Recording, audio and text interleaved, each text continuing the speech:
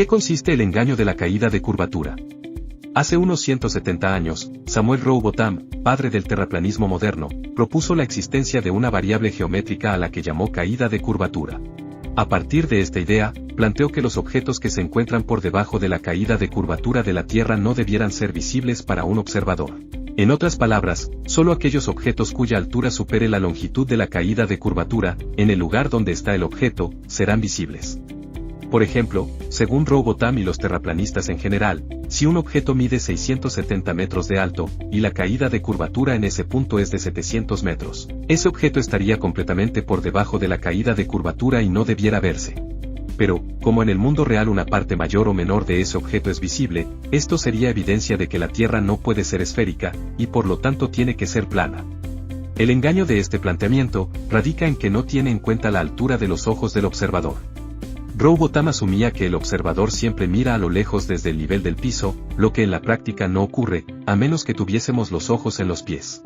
Además, Rowbotham presuponía que, al mirar a distancia, los ojos siempre apuntan en línea recta hacia adelante, en forma paralela al horizonte astronómico, y por lo tanto en paralelo a la superficie en la que se encuentra el observador.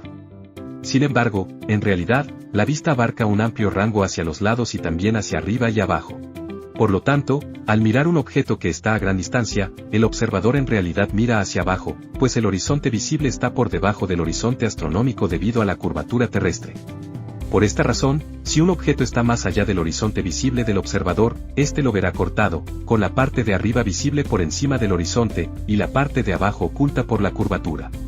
Esta parte oculta se denomina hidden. En resumen, la caída de curvatura no oculta los objetos observados a distancia. Es la curvatura misma de la Tierra lo que bloquea visualmente la parte inferior de los objetos vistos a distancia. Esta joroba o montículo de agua, es lo que se interpone entre la vista del observador y el objeto observado. Este es el engaño de la caída de curvatura. La porción oculta, o hidden de un objeto, depende únicamente de la altura del observador y de la distancia entre este y el objeto observado.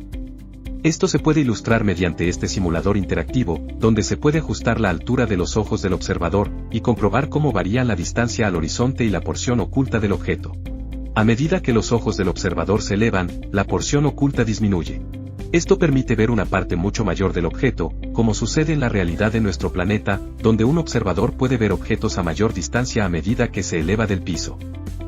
En resumen, el engaño de la caída de curvatura se basa en una interpretación falaz y retorcida de la geometría de una esfera.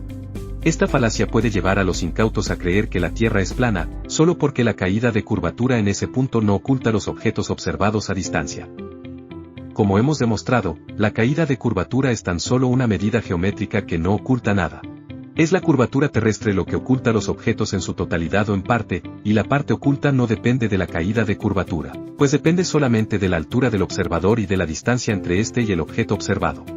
Y lo más impresionante es que las medidas del hidden y la parte visible, que calculas con geometría esférica, en el mundo real se cumplen perfectamente, demostrando de manera lapidaria que nuestro planeta es una esfera de 6.371 kilómetros de radio. La próxima vez que un terraplanista te diga que tal o cual edificio, cerro o lugar no debiera verse por caída de curvatura, pero se ve porque la Tierra es plana, muéstrale este diagrama. También dile que te demuestre que la caída de curvatura oculta los objetos, y pídele que te enseñe a calcular la distancia al horizonte en una Tierra plana. Será un interesante desafío. Spoiler, no lo hará. Gracias por ver este video, y será hasta una próxima refutación. Hasta siempre.